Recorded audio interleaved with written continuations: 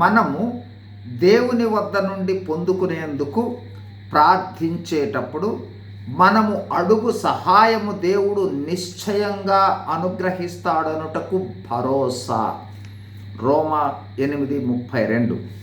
తన సొంత కుమారుని అనుగ్రహించుటకు వెనుక తీయక మన అందరి కొరకు ఆయనను అప్పగించిన వాడు ఆయనతో పాటు సమస్తమును ఎందుకు అనుగ్రహించడు అంటే తప్పనిసరిగా అనుగ్రహిస్తాడు. ఎంత అద్భుతమైన వాగ్దానమో చూడండి.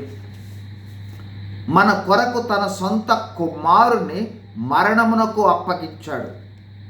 ఆ మరణ భూస్థాపన పునరుద్ధానాలను విశ్వసిస్తే మనకు రక్షణను అనుగ్రహించాడు. రక్షణ పొందిన తరువాత ప్రార్థన ద్వారా దేవుని వద్ద నుంచి ఏమి ఆశిస్తామో వాటిని మాత్రమే కాదు, మనము ఊహించనంత గొప్ప వాటిని దయచేయుటకు చెప్ప శక్యము కాని వరముగా యేసు ప్రభువును మనలో ఆత్మస్వరూపిగా ఉంచాడు దేవుడు. దేవుని వద్ద నుండి సహాయము పొందుటకు అవసరమైన యేసు నామమును మనకు అందుబాటులో ఉంచాడు. అంత మాత్రమే కాదు, మనము చేయు ప్రార్థనలన్నీ విజ్ఞాపనములుగా చేయుటకు యేసు ప్రభువును నిరంతర విజ్ఞాపనకర్తగా తన కుడి పార్శ్వాన ఉంచాడు. మన ప్రార్థనలకు జవాబిచ్చేందుకు ఇంతటి ఏర్పాటు చేశాడు దేవుడు.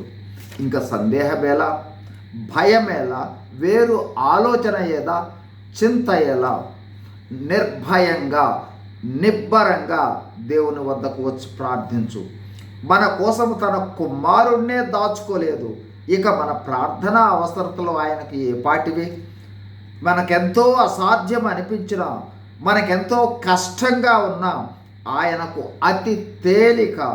ఎందుకంటే నోటి మాటతో సృష్టి యావత్తును చేసిన దేవుడు మన దేవుడు. నమ్మి దేవుని పాదాల చెంతకు రా చాలు. తండ్రి, కుమార, పరిశుద్ధాత్మలు నిన్ను ఆవరించి ఉన్నారు నీకు సహాయం చేయాలని. ఇంకా నీకు రక్షణ అనుభవం ఒకవేళ లేకపోతే యేసు ప్రభువును సొంత రక్షకునిగా నేడే అంగీకరించు. నీ ప్రార్థన అవసరతలతో పాటు రక్షణను కూడా దయచేస్తాడు. God bless you. Thank you.